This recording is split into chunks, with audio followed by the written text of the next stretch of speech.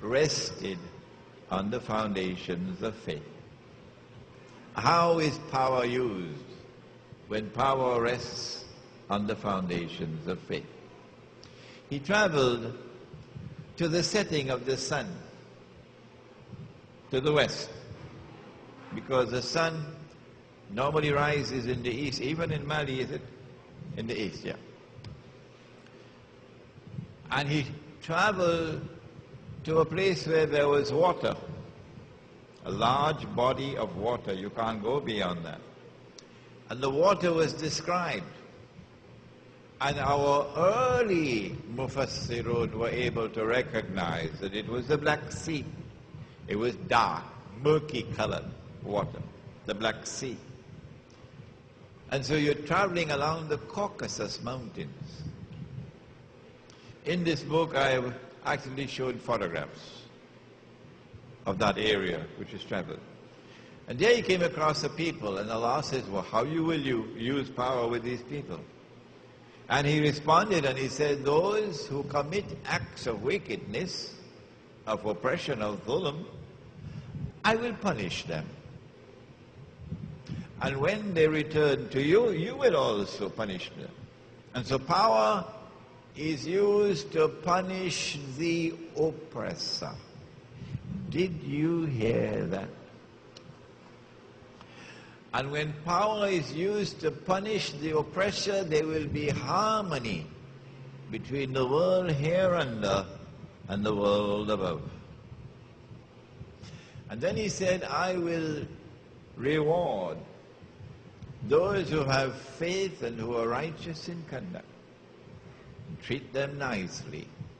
And so when power rests on the foundations of faith, power will promote the way of life of the true, one true religion. Power will promote and preserve the righteous way of life, the way of life of piety. What a world it could have been. And then he traveled in the opposite direction, in the direction of the rising of the sun. And since he travels to the end, it follows that he must also have traveled to a body of water beyond which he could not go. It's the two ends of the earth. And we've identified that. I don't have the time to provide all the evidence, but in this book we recognize it as the Caspian Sea.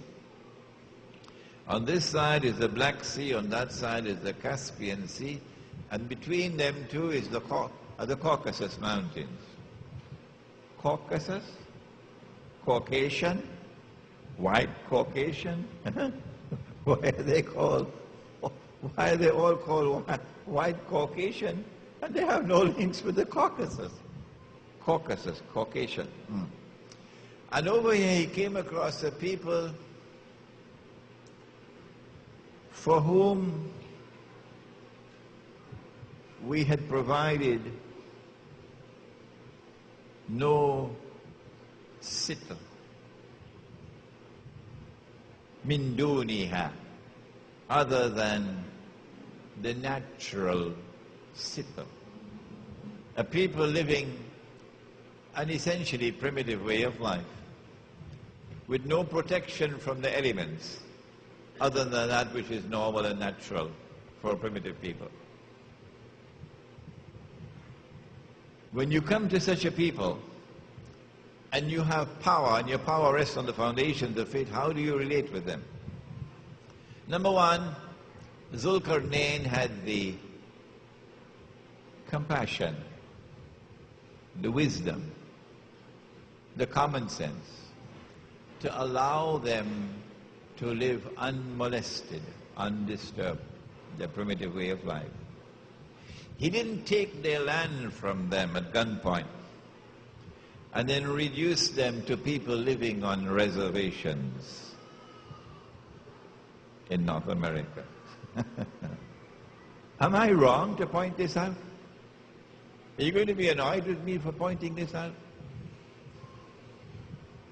When Europe went to North America, that's what they found. A people living a primitive way of life, a natural way of life. They will hunt for only that much that they needed to eat. And they, excuse the word, they worshipped nature.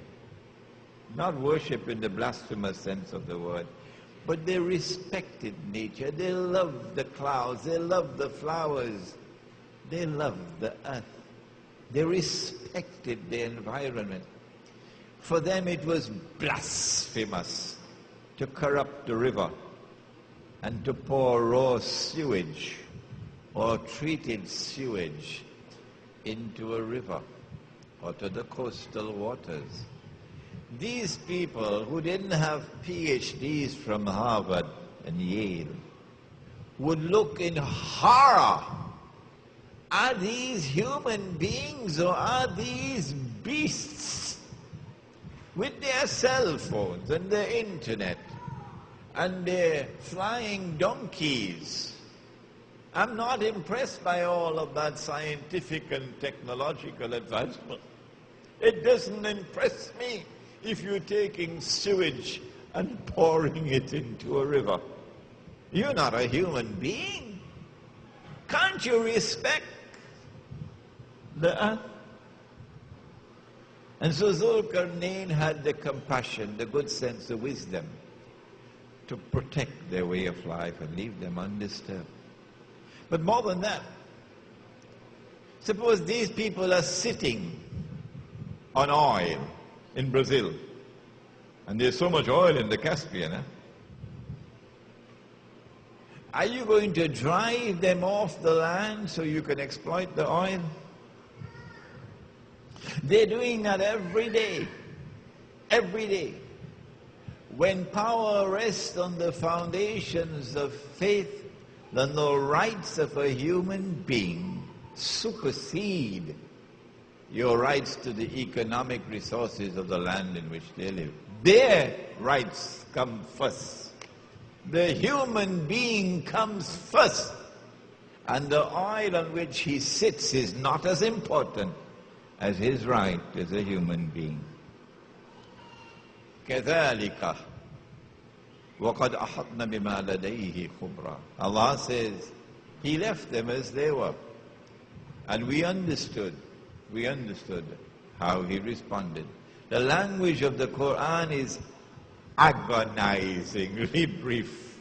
I can't find any other word to use. كَذَلِكَ وَقَدْ أَحَطْنَا بِمَا لَدَيْهِ خُبْرًا. Agonizingly brief. And then he traveled in the third direction, but the rabbis had only spoken about two ends of the earth. The reason why they asked about two is because they wanted to know whether you knew about the third. And Allah now responds and gives them the third.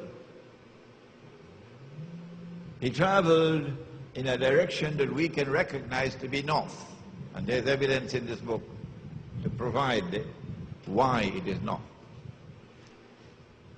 And he came across a people between two mountain ranges. Saddain. And a pass between two mountain ranges. And there was a unique characteristic of this people by which you could identify them 5,000 years later. They spoke a language that was unique. It was a language unrelated to all the linguistic families around them.